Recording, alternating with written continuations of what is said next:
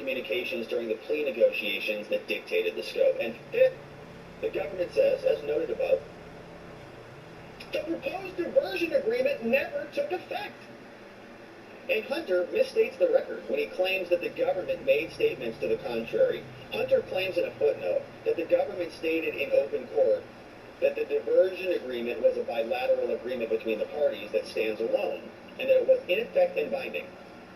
But those cobbled together snippets did not add up to a statement that the proposed diversion agreement was in effect. The government never said the proposed diversion agreement was in effect because it is not.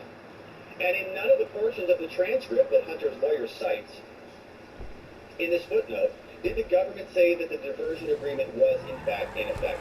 In fact, the government said the opposite. In response to a question from the court, the government explained how the diversion agreement worked as follows. The prosecutor said at the hearing, I think practically how this would work, Your Honor, is if Your Honor takes the plea, you take it, and signs the diversion agreement, which is what puts it in force as of today, and at some point in the future we were to bring charges and the defendant thought that they were encompassed by the factual statement in this agreement, they could move to dismiss those charges on the grounds that we had contractually agreed not to bring the charges that are covered here. They cite a footnote, they say, Hunter's citations are also misleading. That's where I was going with this. I think they're being dishonest to the court. Hunter's lawyers never mentioned any of this to the court. They never mentioned that there was a revocation of the plea or the diversion deal. They're lying to the court by omission.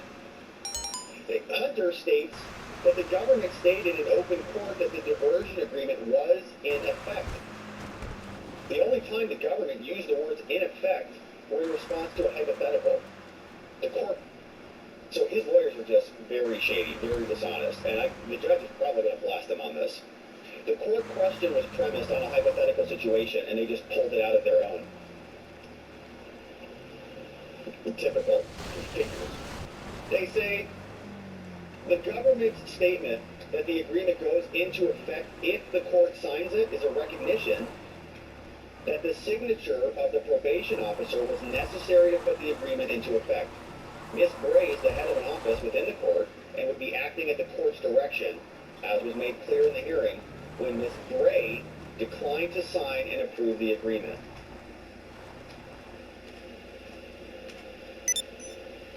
Yeah, they say, to reiterate, government prosecutors say, Hunter Biden, the now withdrawn diversion agreement, by its own terms, is not in effect. Sorry, Hunter, no immunity from the government.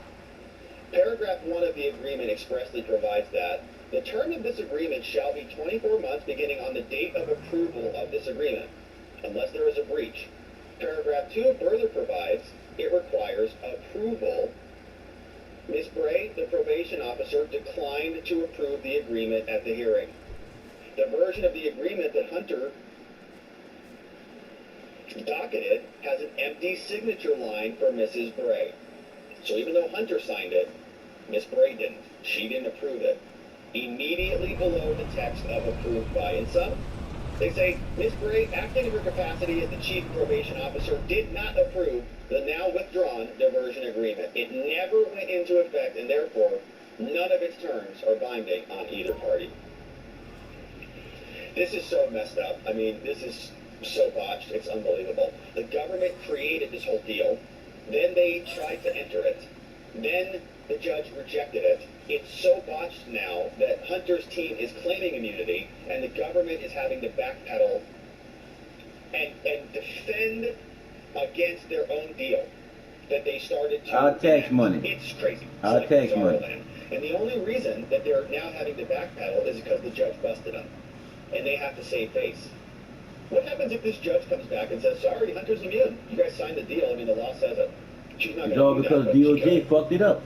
And Hunter's lawyers could be victorious. Yep, it's all because and DOJ fucked up. DOJ either wanted this to happen or they wanted intentionally it to happen. botched it. I mean, they are totally incompetent.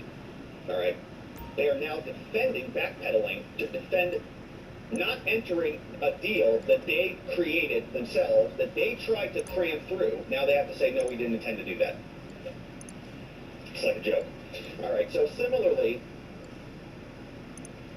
the deals have not gone into effect.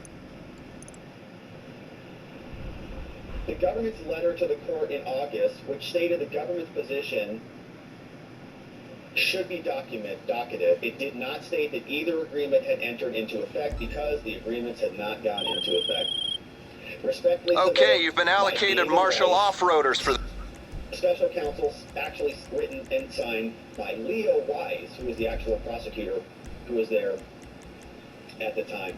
So the government is backpedaling big time to try to fix what they've already done. And the judge wants an update on this. So has said that Hunter and his people need to respond to the filing. And we've got nothing too new here on the court docket. So the judge is going to want a brief on this from the defense, and she'll issue a ruling. Of course, we'll continue to follow. But the media is now saying Hunter Biden is under attack. This is just the Republicans investigating a private citizen. Forget about the IRS whistleblowers. Forget about the text from Hunter saying he's sitting right next to Daddy. Forget all the dinners, all of the golf outings, all of the speakerphone phone calls, all of that stuff.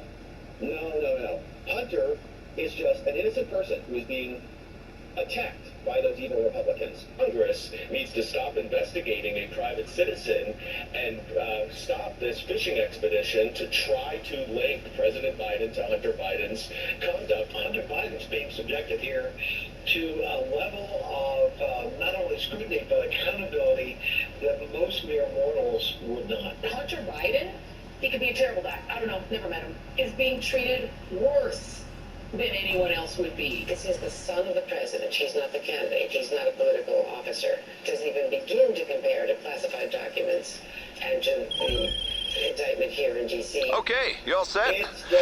Nothing like transporting a batch of arms across the most violent state in the country to give you that serotonin spike, right?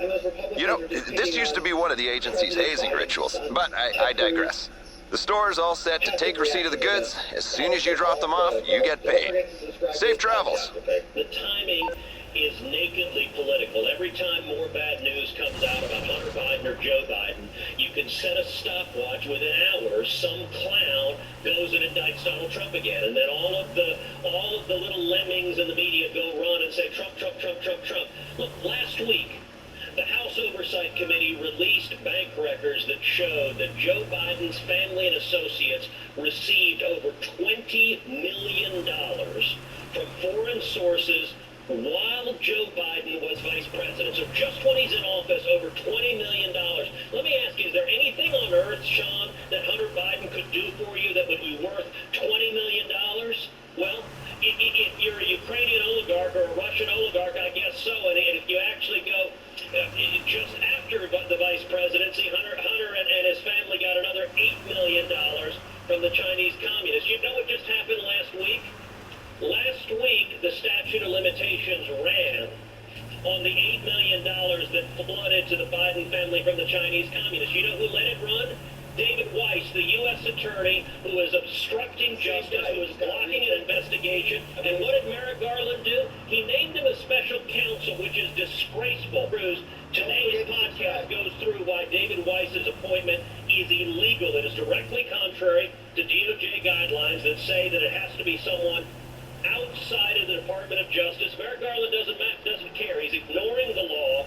But more importantly, it's supposed to be someone with integrity to prosecute, and David Weiss has shown that he's willing to block prosecution of Hunter, to allow the statute of limitations to go forward, and to allow apparatchiks on his staff to protect Joe Biden, to say, no questions about the big guy, no questions about Joe Biden. It's why you've seen two senior IRS career whistleblowers come forward.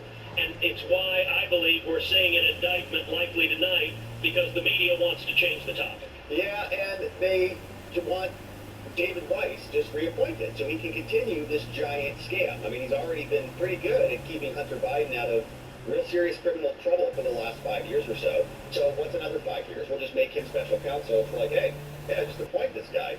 And the media, they say that Hunter is under attack, when really we know that almost nothing has happened to the Bidens at all. The real people they're attacking is Donald Trump. And as per usual, when they're doing something like prosecuting and attacking their political opponents, one of the things they do is just claim they're not doing it. Blame the other side. The standard affairs, the standard tactics from the Democrats. Of course, we'll continue to cover. Things are going to get spicy in this Hunter battle. I think the judge is going to be furious that the defense tried to pull one over on him. Of course, we'll see what it looks like as we continue to cover. Thank you for subscribing, my friends, and following along as we do. And we look forward to seeing you on for the next one.